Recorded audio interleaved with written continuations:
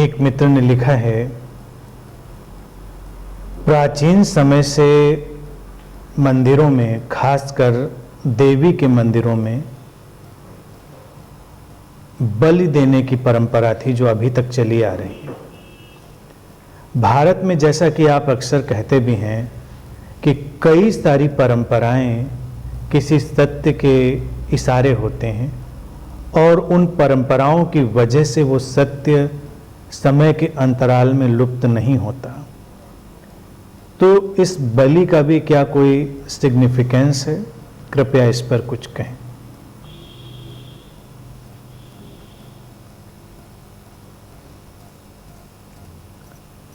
भारत एक गहरा आध्यात्मिक देश रहा है, जैसा मैं हमेशा कहता रहा हूँ, और ये अध्यात्म की एक प्रयोगशाला भी रहा है। परंपराएं खूबसूरत होती हैं, उनमें इशारे भी होते हैं, लेकिन हर परंपरा में इशारा ही हो ऐसा जरूरी नहीं है। जो बातें, परंपराएं किसी खास उद्देश्य से निर्मित की गई होती हैं, फिर उन पर चाहे कुछ और परतें जमा हो जाएं, लेकिन फिर भी उन परतों के पीछे उन इशारों को कभी भी समझा जा सकता है। लेकिन बहुत सारी ऐसी परंपराएं भी विकसित हो जाती हैं समाज के विकास क्रम में, जो व्यक्ति के भय, व्यक्ति के लोभ और व्यक्ति की तमाम निराशाओं, भ्रमों, आशाओं उनसे निकली होती हैं।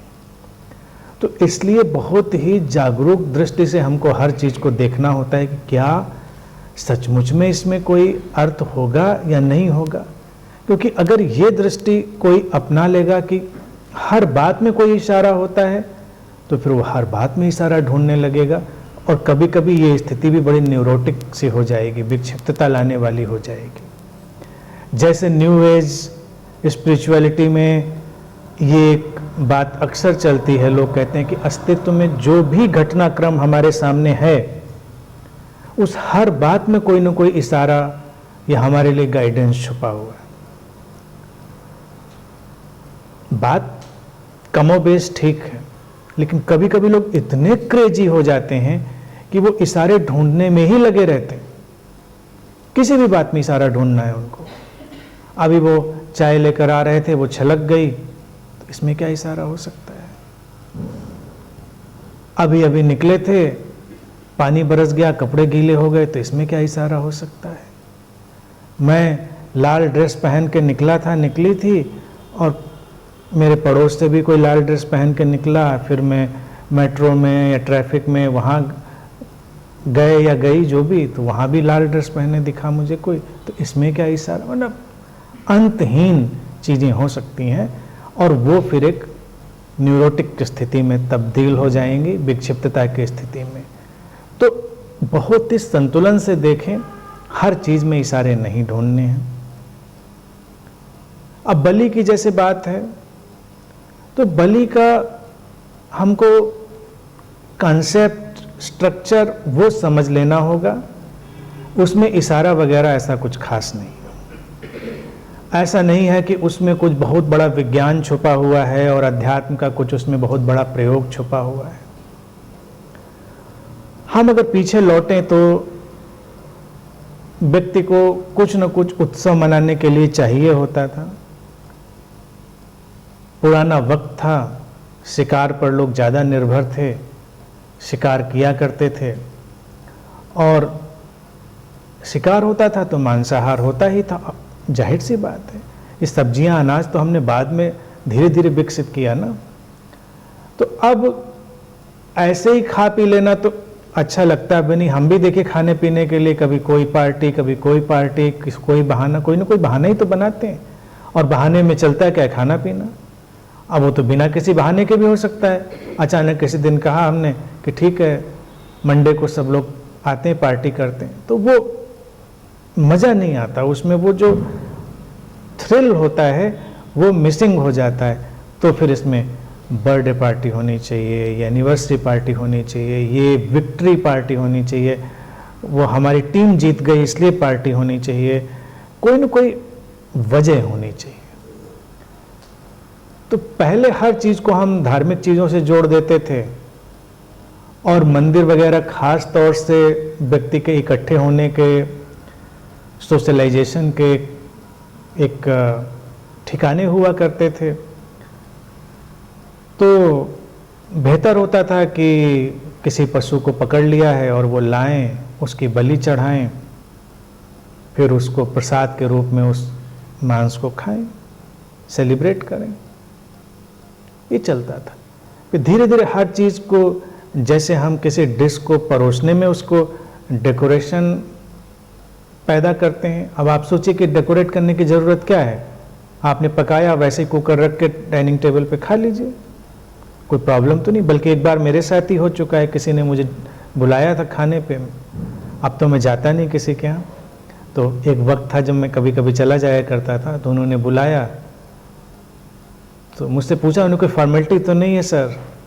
मैंने कहा नहीं, कोई फॉर्मेलिटी नहीं है। तो अपने किचन से सीधे उन्होंने कुकर ला के टेबल पर रख दिया। अब खाना तो उसमें से वही निकलेगा, कुछ अलग तो निकलेगा नहीं, जाहिर सी बात है, लॉजिक तो ठीक है। लेकिन हम डेकोरेट क्यों करते हैं, प्रेजेंटेशन क्यों करते हैं? प्रेजेंटेशन से थोड़ा और सौंदर्यीकरण हो जाता है, ब्यूटिफिकेशन हो जाता है, अच्छा लगता है, हमारी सेंसेस को अच्छा फील होता है। तो बलि को भी उस कॉन्सेप्ट से देखें, प्रेजेंटेशन। तो प्रेजेंटेशन को थोड़ा हम ब्यूटीफाई करते चले गए। एक तो था कि यूं ही हमने किसी जानवर को काटा और खाया, एक था कि अब उसे हमने देवी को, देवता को अर्पण किया और खाया, तो प्रसाद में बदल गया। आयोजन हुआ, कुछ पूजा हुई, कुछ चीज़ें हुई, लोग थोड़ा सा और थ्रिल में आए। अक्सर ये मंदिर की बात जो उठाई, देवी का मंदिर या ऐसे जो मंदिर जहाँ बलि होती थी, तो आप देखेंगे वहाँ मदिरा का भी जो है इंक्लूजन होता था, समावेश होता था। तो मदिरा पान, मांसाहार सब आई। तमाम ऐसे देवता हैं जिन पे मदिरा चढ़ाई जाती, शराब चढ़ाई जाती है। शराब ऐसे पिए तो थोड़ा गैर धार्मिक लगता है, शराब देवता देवी को चढ़ा कर पिए तो प्रसाद बन जाता है। अभी अभी आज के वक्त में भी कई शराब पीने वाले हैं जो थोड़ी शराब निकाल के देवी देवता के नाम छिड़कते हैं, उसके बिना नहीं पीते, वो जरूरी है। तो व्यक्ति का मन ऐसा है कि वो कुछ डेकोरेशन पैदा करना चाहता है। और ये जो आम तौर से देखें, जैसे शराब का मैंने इसलिए उदाहरण दिया कि उसका एक थ्रिल है, मांसाहार का भी थ्रिल था, वो आज तक कायम है। इसी तरह से जो ये देवी और ऐसे मंदिरों में पूजा और ऐसे आयोजन है, इसमें भी थ्रिल पैदा होता था। थ्रिल चमत्कार का, अलौकिक शक्तियों का, कुछ खास किस्म के प्रयोगों का। आज भी आप देखिए, कोई जुलूस निकले अभी, उसमें लोग थ्रिल्ड होते हैं, शक्ति का एहसास होता है। और उस जुलूस में लोग ज़्यादा थ्रिल्ड होते हैं जिसमें असलहे भी चल रहे हों साथ में। 50 गाड़ियां चल रही हों और गाड़ियों में तरह तरह के असलहे भी झांक रहे हों और फायरिंग भी हो रही हो, तो सारा भीड़ बड़ी थ्रिल्ड होती है, जोश में निकलती है। ये व्यक्ति की आदिम इच्छाएं हैं, प्रिमिटिव डिजायर्स हैं, शक्ति की आकांक्षा। मांसाहार में देखिए, वो तो भोजन है, अगर सामान्य रूप से देखिए तमाम लोगों का भोजन रहा। आज के वक्त में भी लोग उसको खाने के लिए कितने उत्तेजित हो जाते हैं, एक्साइटेड, जो कि शाकाहार में नहीं होते। आप सामान्य दाल सब्जी पका रहे हैं तो नॉर्मल पक रही है, घर में कोई इसका उत्तेजना का वातावरण नहीं है। लेकिन कोई नॉनवेज डिश पक रही हो तो लोगों में थोड़ा काइंड ऑफ एक्साइटमेंट होता है, जैसे कुछ पता नहीं क्या होने जा रहा है। चहलकदमी बदल गई है, बॉडी लैंग्वेज बदल गई है, सारे लोगों के चेहरे, आंखें सब बदल गई। फिर शराब, नशा है, बोतल खुलने से पहले ही आधा नशा तो आंखों में लोगों के आने लगता है, उनकी चाल बदल जाती है। तो ये आदिम प्रिमिटिव डिजायर्स हैं, नशे की, शक्ति की।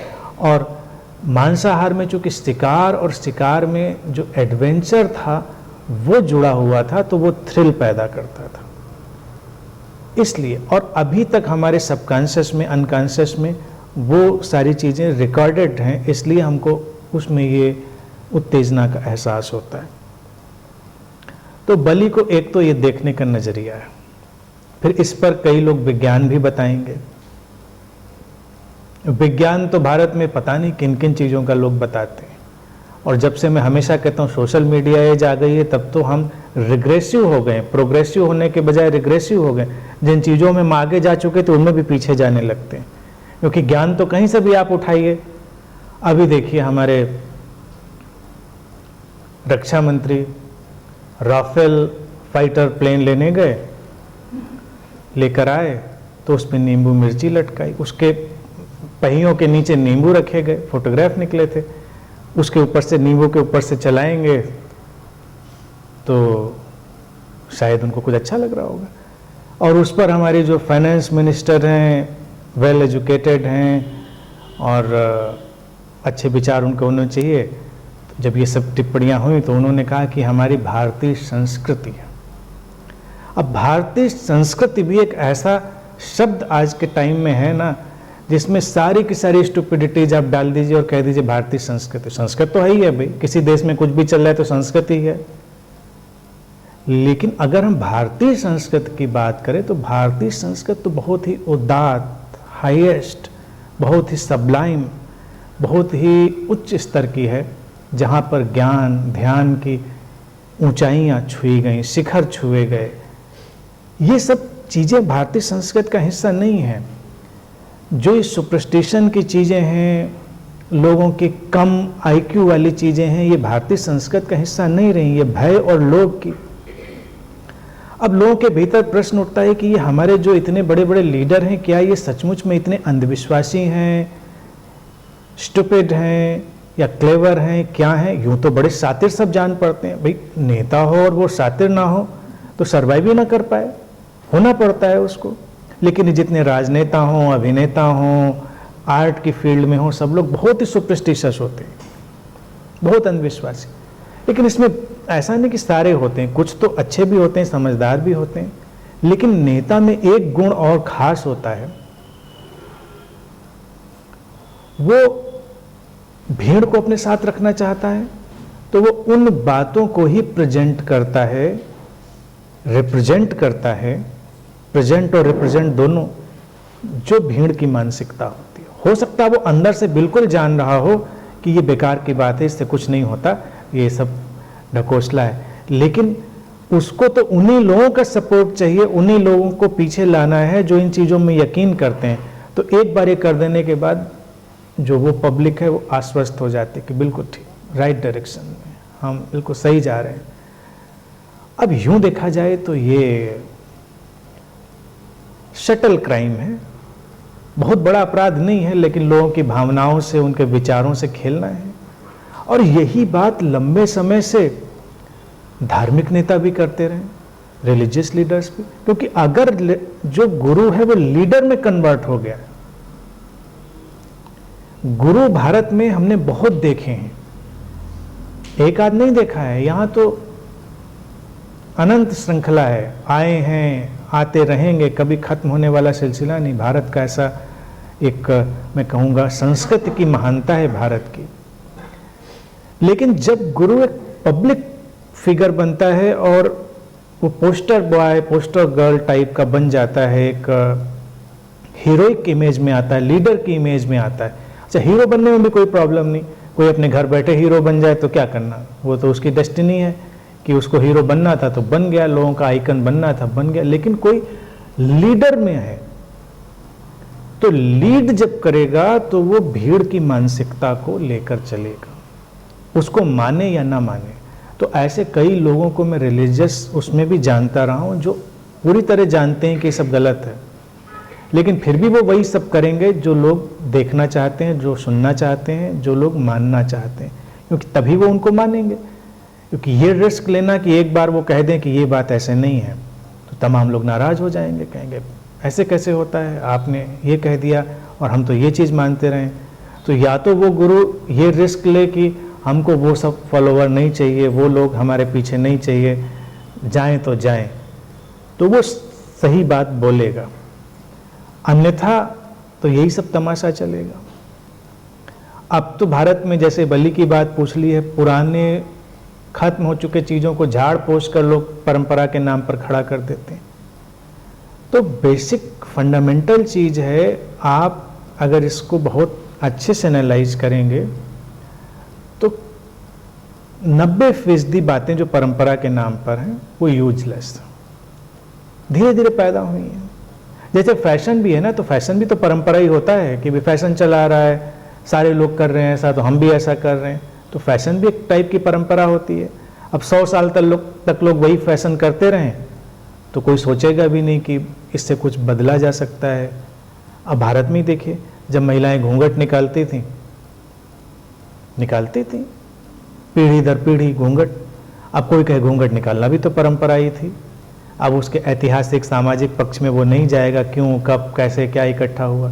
फिर आज हम लोग अपने अलग तरह के ड्रेस कोड में हैं, तो आज की सुविधाओं सहूलियतों और वक्त के मिजाज के हिसाब से चीज़ें हैं, ये भी परंपरा बन गई। परंपराओं को हमको बहुत अच्छे से तटस्थ होकर देखना चाहिए। अगर उनमें कोई सार है तो उसको ग्रहण करना चाहिए, आसार है तो उनको छोड़ना चाहिए। मैं तो फैशन में भी यही कहता हूँ, फैशन में भी बहुत सारी चीज़ें ऐसी होती हैं जो यूजलेस होती हैं और कई बार डैमेजिंग भी होती हैं, तो उस फैशन के पीछे नहीं जाना चाहिए। लेकिन फैशन की भी ब्रांडिंग होती है, परंपराओं की भी ब्रांडिंग होती है। अभी बलि की परंपरा की अगर बात हम कहें, अभी कोई बड़ा फिगर, कोई बड़ा जो एस्टेब्लिश्ड फिगर है, चाहे पॉलिटिकल हो, रिलीजियस हो या किसी भी फील्ड में हो, वो उसको कहीं आयोजित कर दे तो लोगों को लगेगा नहीं नहीं कुछ तो बात होगी। कोई बड़ा फिगर कुछ भी कर्मकांड या कोई भी ऐसी सुपरस्टिशन की चीज कर ले तो कहेंगे हाँ ठीक है, देखो हमारा सुपरस्टार है, एक ही उंगली में 2 अंगूठी पहन के घूमता है। तो सुपरस्टार हो जाने से कोई अक्ल भी ज्यादा आ जाती है, ऐसा तो नहीं होता। लेकिन मुझे इसमें एक षड्यंत्र की हमेशा गंध आती रही है। ऐसा नहीं है कि वो जो लोग होते हैं वो इतने नादान होते हैं। कई सारी जैसे अनऑर्गेनाइज्ड मार्केट होती है तो वो एजेंसीज किसी से ब्रांडिंग कराती। आजकल देखिए एडवर्टीजमेंट और ब्रांडिंग भी इनडायरेक्ट हो गया है। ऐसा नहीं हो गया कि विज्ञापन दे के कहा जाए कि ऐसा होता है। वो न्यूज़ के फॉर्मेट में, कवर स्टोरी के फॉर्मेट में, इंटरव्यू के फॉर्मेट में जनरल ऐसे आएगा कि जैसे आपको लगेगा कि तो नॉर्मल बात है, ये एडवर्टीजमेंट थोड़ी है, ये तो नॉर्मल बात है। कल को आपके न्यूज़पेपर के फ्रंट पे कोई न्यूज़ निकली तो आप उसको न्यूज़ की तरह लेंगे। और कई बड़े मीडिया हाउसेस ने लंबा वक्त हुआ अपना न्यूज़ स्पेस सेल करना शुरू किया था, तब से ही मीडिया बिल्कुल जिसको कहते हैं रसातल में चला जाने की उसकी प्रक्रिया शुरू हो गई थी। अब आपको पता ही नहीं कि ये न्यूज़ जो है ये सोल्ड है, बिकी हुई है, वो आपको पढ़ने में आ रही है तो आप उस पर यकीन करते। विज्ञापन तो हम लोग यकीन नहीं करते, विज्ञापन को तो स्किप कर देते हैं। इसी तरह से मूवीज़ में है। मूवीज़ में आप देखें, आप कोई प्रोडक्ट देखते हैं, कोई चीज़ देखते हैं अचानक को, तो उसका पेमेंट होता है, उस पेड होती है। कई ऐसी मूवीज़ हॉलीवुड से और कई और कंट्रीज से बनाई जाती हैं जिसका पूरा डेटा है, जो थर्ड वर्ल्ड के लिए बनाई जाती हैं, केवल थर्ड वर्ल्ड के लिए। अब तो हो सकता है और प्रिसाइज हो गया हो कि ये इंडिया के लिए बनाई जानी है या किसी और कंट्री के लिए।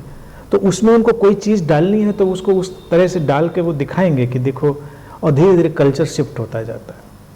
हमारे 4 सुपरस्टार फटी जीन्स पहन के घूमने लगे तो फटी जीन्स का आप भाव बढ़ जाएगा, आप भी पहन के घूमने लगेंगे। मैं हमेशा देखता हूँ, ये फैशन मेरी आज तक समझ में नहीं आया, क्योंकि आज से कुछ वक्त पहले आप किसी बेगर को भी वो कपड़ा दे देते तो वो मना कर देता लेने से कि भाई कुछ ठीक ठाक दे दो, ये वाला हमको नहीं चाहिए। लेकिन आज उससे भी ज़्यादा बुरी हालत में आप उससे भी कई महंगी खरीद कर ब्रांड लाकर शान से घूमते हो, तो प्रॉब्लम भी नहीं होती। परंपरा है, चूंकि फैशन भी एक परंपरा है ना, तो लगता है ठीक। तो कोई भी स्टूपिड चीज चल सकती है परंपरा के नाम पे, इसलिए मैं उदाहरण दे रहा हूं। तो फैशन में भी मेरा हमेशा सजेशन रहता है, थोड़ा आंख कान खोलकर वाइज होकर देखें, इसकी कोई यूटिलिटी है, कंफर्ट है, कन्वीनियंस है तो हम उसको लाएं, नहीं है तो हम क्यों लाएं। यानी कपड़ा भी अगर हम पहन रहे हैं तो कपड़ा हम किस लिए पहन रहे हैं, कि आप देखें इसलिए, कपड़ा मुझे अच्छा लगे, मुझे कन्वीनियंट लगे, मुझे उससे ज़्यादा सहूलियत महसूस हो, तो हम वैसा करें। यही धर्म के जगत में है। होने को तो हजार चीज़ें हो सकती हैं, लेकिन हमको उनका रेलिवेंस पूछना पड़ेगा। क्या इनका कोई रेलिवेंस है, इनकी कोई प्रासंगिकता है, इनका कोई महत्व है इन बातों का? है तो हम उनको लेकर चलेंगे, नहीं है तो उनको जाने दे सकते हैं। और फिर ये बातें तो आज अगर प्रश्न में देखिए पूछा है, आप बहुत पीछे जाएं तब भी इन बातों पर पुनर्विचार हो चुका है। और मैं सोचता हूं कि कितनी हैरानी की बात है कि फिर लौट कर वही बातें आ जाती। गोरखनाथ के टाइम में कितनी पुरानी बात हो गई, आप गूगल करके देख सकते हैं गोरखनाथ कब हुए थे और उनका क्या टाइम था। गोरखनाथ जब भारतीय अध्यात्म के जगत में आए, उनका आविर्भाव हुआ, तो अध्यात्म में इतना ढकोसला, इतना पाखंड और ये सब तंत्र मंत्र और ये सब कर्म कांड इनके नाम पर छा गया था। तो उन्होंने उसका रिफॉर्म किया। तंत्र मार्ग में, अघोर मार्ग में देखेंगे पंचमकार, पंचमकार आप लोग जानते ही होंगे, उसके डिटेल में नहीं जाएंगे। अब गोरखनाथ आकर फिर उनको रीडिफाइन करते हैं। रीडिफाइन करना भी उनकी मजबूरी होती है, क्योंकि एकदम से किसी चीज़ को डिस्कार्ड कर दें तो लोग उसको एक्सेप्ट नहीं करेंगे। तो उनको अच्छा है कि उसको वो नया अर्थ दे दें। मांस, मदिरा, मीन, मत्स्य, मैथुन जो पंचमकार रहते हैं। अब गोरखनाथ जी ने रिफॉर्म किया, उन्होंने कहा नहीं, इसका मतलब ये है। अब आज की तारीख में इस इवोल्यूशन के टाइम में गोरखनाथ जी से भी प्रश्न पूछा जा सकता है कि तो फिर ये मदिरा का ही सिंबल क्यों लेना? जो सिंबल ही कंफ्यूज करे वो सिंबल ही क्यों लेना? यानी कि अध्यात्म के जगत में भी आप वो प्रतीक ही क्यों लें जो प्रतीक लोगों को मिसगाइड करता हो, कंफ्यूज करता हो। लेकिन उन्होंने काफी रिफॉर्म किया। आप समझिए, वहां से जब हम इस तरफ आ गए हैं आज के इंफॉर्मेशन टेक्नोलॉजी के एक्सप्लोजन के एज में, तो फिर नए सिरे से कई चीजें पैदा हो जाती हैं। ये इसलिए चलता रहेगा, मुझे इसमें कोई खुशफहमी नहीं है, न आशावादिता है कि कभी बंद होगा, और इसकी परवाह भी क्या करनी कि बंद होगा नहीं बंद होगा। कुछ लोग समझते रहें, वो अपने रास्ते पर चलते रहें, क्योंकि जिसको जिस रास्ते जाना है उसको उसी पे जाना है। आज अगर हम रोना रोएं अंधविश्वास क्यों है, तो लोगों की मांग है वैसी। आप अगर मुझे देखें तो आप यकीन नहीं करेंगे कि मुझको भी कितना स्ट्रगल करना पड़ता है लोगों से बिहेवियर करने में, कि उस चीज को हटाकर मैं बिहेवियर करूं, क्योंकि उनकी डिमांड वही होती है।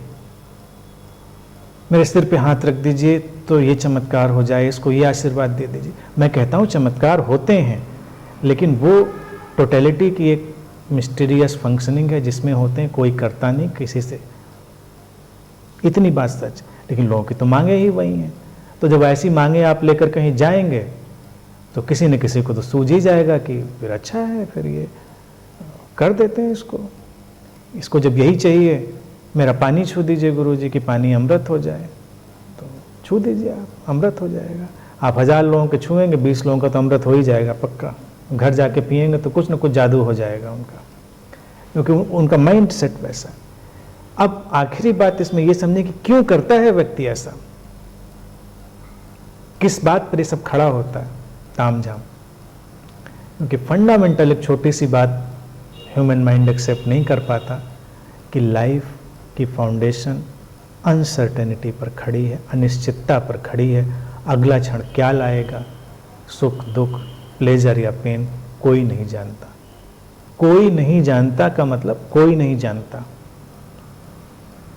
बस इसको अगर हम स्वीकार करके जिएं तो कभी किसी ऐसी चीज़ में नहीं उलझेंगे, न किसी ऐसी परंपरा में उलझेंगे जो हमको भटकाने वाली होगी या हमको दिग्भ्रमित करने वाली होगी, ना किसी ऐसे व्यक्ति के हम झांसे में आएंगे, क्योंकि हमने स्वीकार कर लिया अनिश्चितता है। अब हमारे सामने चुनौती है कि हम उसके साथ, उस विजडम ऑफ अनसर्टेनिटी के साथ, अनिश्चितता की प्रज्ञा के साथ अपने हर क्षण को कैसे उस शांति, प्रसन्नता और समस्वरता से जी पाएं। वो पूरा का पूरा अध्यात्म है। उस पर फिर काम करना शुरू करेंगे। लेकिन जब हम निश्चित बनाने की कोशिश करेंगे तो कोई ना कोई ऐसा व्यक्ति हमारे बीच में आएगा जो ये दावा करता रहे कि हाँ मैं फिक्स करूंगा चीज़ों को, और आपको भी लगे किसी न किसी को तो पता होगा, कोई ना कोई तो जानता होगा अगले मोमेंट में क्या आने वाला है, तो आप पूछते भी रहेंगे कि अगले मोमेंट में क्या आने वाला है, अगले मोमेंट में क्या होगा।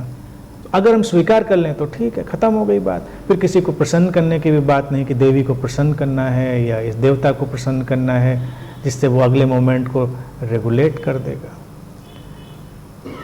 मूल चीज़ है कि हम ही को प्रसन्न होना है, हम ही को शांत होना है, और फिर उसी से सारा का सारा जीवन का विस्तार है वो निकलेगा और संतुलन में ले जाएगा। तो इतनी बात को अगर कोई मानकर जीने लग जाए, जिसको मैं कहता हूँ living in the wisdom of uncertainty, अनिश्चितता की प्रज्ञा में जीना, तो उसके जीवन में कभी कोई सुपरस्टिशन नहीं आ सकता, उसके जीवन में कभी कोई एक्सप्लॉयटेशन नहीं आ सकता, और उसके जीवन में किसी भी तरह का भटकाव नहीं आ सकता। वो ठीक डायरेक्शन में आध्यात्म की जो गहराई और ऊंचाई है उसमें प्रवेश करता जाएगा।